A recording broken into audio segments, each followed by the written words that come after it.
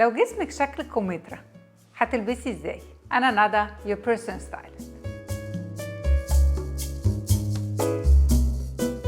جسم الكمثرى تقريباً 80% من الستات في مصر عندهم شكل الجسم ده.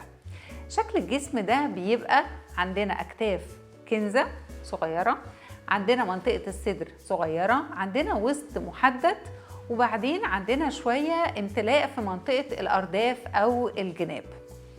دايما أنا عايزة إيه من وأنا بختار اللبس بتاعي؟ دايما ببقى عايزة أعمل تناسق ما بين شكل الجسم من فوق ومن تحت. يعني مثلا لو هاجي اختار التوب، دايما اختار حاجه فيها مثلا فرانس من الجناب عند الكتف. اختار انه يبقى لو هلبس رسمه كبيره البسها من فوق ما البسهاش من تحت. البس حاجه جاكيت يكون فيها ايبولات عشان تديني شويه عرض. لو انا عندي حاجه فيها بلوزه فيها فالونات من عند منطقه الصدر، دي برضو ما فيهاش مشكله لانه ما عنديش مشكله في المنطقه دي. كمان ما عنديش مشكله في منطقه الدراع. يعني كمان لو انا عندي حاجه فيها فرانسات شويه على الكم، دي برضو ما فيهاش مشكله. بس اكمل الطقم ازاي بقى؟ انه انا لازم اختار البنطلون بتاعي او الجيب يكون فيهم سنه وسع.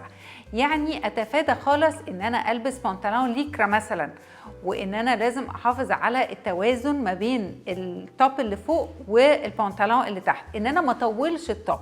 بالعكس، التوب بتاعي يقف عند نص الارداف واوسع في البنطلون بتاعي.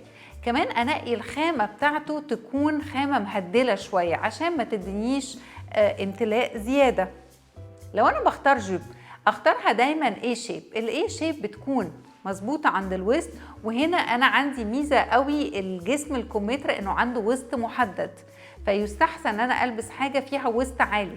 اتفادى جدا الوسط الساقط، اللو ويست مش حاجه هتناسبني خالص لانه هتدي عرض. يبقى انا هوسع الجيب بتاعتي من بعد منطقه الارداف، بس هيكون عندي وسط محدد. كمان لما اجي اختار بنطلون، انا عارفه ان الكارجو موضه، نخلي بالنا قوي من البنطلون الكارجو لجسم الكمثرى.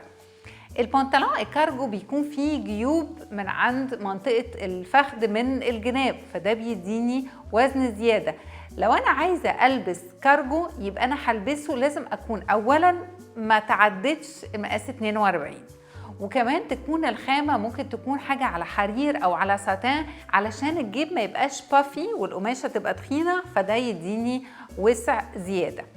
يفضل قوي البنطلون بتاعي يبقى طويل.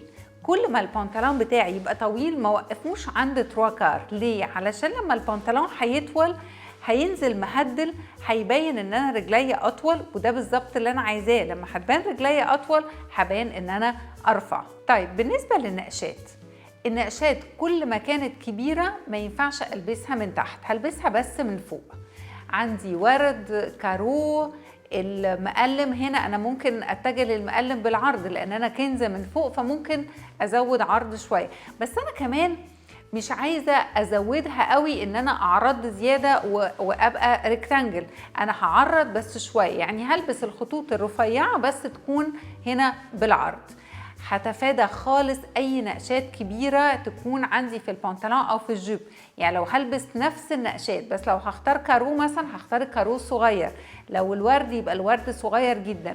كل ما تكون عندي مساحات كبيره بين النقشات في البنطلون بتاعي او في الجيب يكون احسن، عشان ده هيرفع. فانا دايما افكر في ان انا بعمل تناسب، نسبه وتناسب ما بين جسمي من فوق، انه بعرض الاكتاف شويه، ببين ان انا عندي وسط محدد، وبسحب المنطقه اللي تحت علشان يكون عندي الجسم كله شكله متناسق مع بعضه.